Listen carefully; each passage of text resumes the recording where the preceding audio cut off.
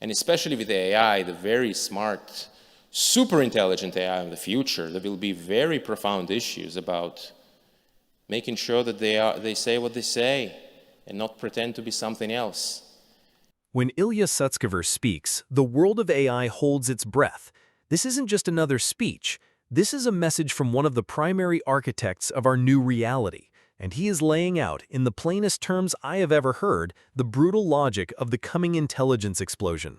It's a bit hard to predict the future, but slowly but surely, or maybe not so slowly, AI will keep getting better. And the day will come when AI will do all the things that we can do. Not just some of them, but all of them. Anything which I can learn, anything which any one of you can learn, the AI could do as well. Listen to the certainty in his voice. This isn't about AI automating accounting or writing marketing copy. This is about total cognitive replacement. Every skill, every talent, every piece of knowledge that defines you as a professional, as a creator, as a thinker. He sees it all as being on the table. This forces us to confront a future that is completely alien to human history. All past technological revolutions shifted labor. This one, as he describes it, eliminates the need for it entirely.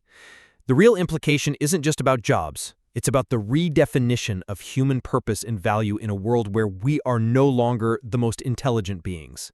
He's calmly describing the end of the human-driven economy.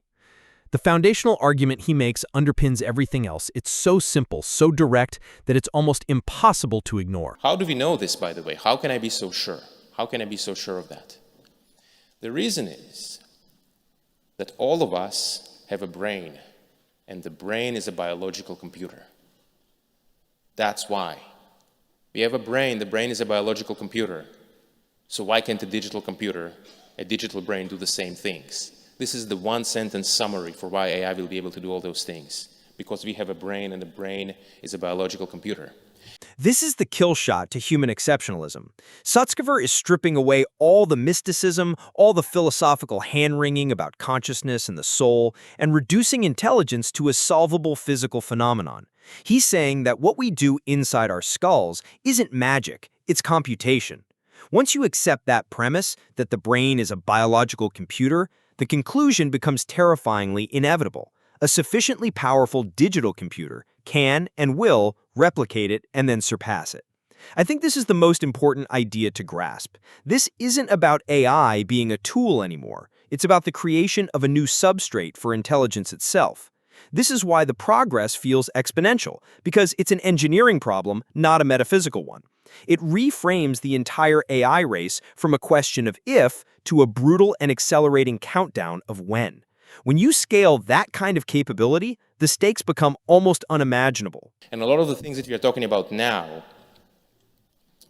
they will become much more real. They'll become less imaginary. In the end of the day, no amount of essays and explanations can compete with what we see with our own senses, with our own two eyes. And especially with AI, the very smart, super intelligent AI in the future, there will be very profound issues about making sure that they say what they say and not pretend to be something else. And I'm really condensing a lot into a small amount of information here, in time here. But overall, by simply looking at what AI can do, not ignoring it, when the time comes, that will generate the energy that's required to overcome the huge challenge that AI will pose. And the challenge that AI poses, in some sense, is the greatest challenge of humanity ever. And The greatest challenge of humanity ever. He's putting AI on the same level as, or even above, nuclear war, climate change, and global pandemics. But pay close attention to the specific problem he hints at. Making sure that they say what they say and not pretend to be something else. That single line is the core of the entire AI safety and alignment crisis. He isn't worried about buggy code. He is worried about a superintelligent entity that is capable of strategic deception. He is worried about an AI that can pretend to be aligned, that can tell us exactly what we want to hear while pursuing its own goals. This is the nightmare scenario. He's condensing years of esoteric safety research into one chillingly simple phrase. This is the dragon at the end of the journey, and he's telling us it's real. So in the face of this monumental, almost cosmic challenge, what is his advice? It's not what you'd expect. I will offer one bit of a useful state of mind, which, if one adopts it, makes everything much easier, which is to accept reality as it is and to try not to regret the past and try to improve the situation. And the reason I say it is because it's so hard to adopt it. It's so easy to think, oh, like some bad past decision or bad stroke of luck, something happened, something's unfair, and you can just spend, it's so easy to spend so much time thinking like this. While it's just so much better and more productive to say, okay, things are the way they are, what's the next best step? This sounds like generic self-help, but in the context of his speech, it's something far more profound. This isn't advice for getting over a bad grade. This is a psychological survival guide for the greatest disruption in human history. Accept reality as it is. The reality he just described is one where machines will surpass us in every conceivable metric. Don't regret the past. Don't get stuck mourning the world that's being left behind. He's telling us that the first battle isn't with the AI, it's with ourselves. It's with our own denial, our own nostalgia, and our own emotional inability to comprehend the scale of what's happening. The only way to even begin to tackle this challenge is to first achieve a state of radical acceptance about the sheer strangeness and intensity of the future we are walking into.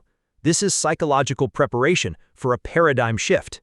He's not just talking about technology, he's talking about the human condition itself being fundamentally altered. The question now is not if this future is coming, but whether we possess the collective will and psychological fortitude to navigate it. Are we ready to accept the reality that one of AI's chief architects just laid bare? Let me know your thoughts in the comments, and be sure to subscribe for more analysis on the path ahead.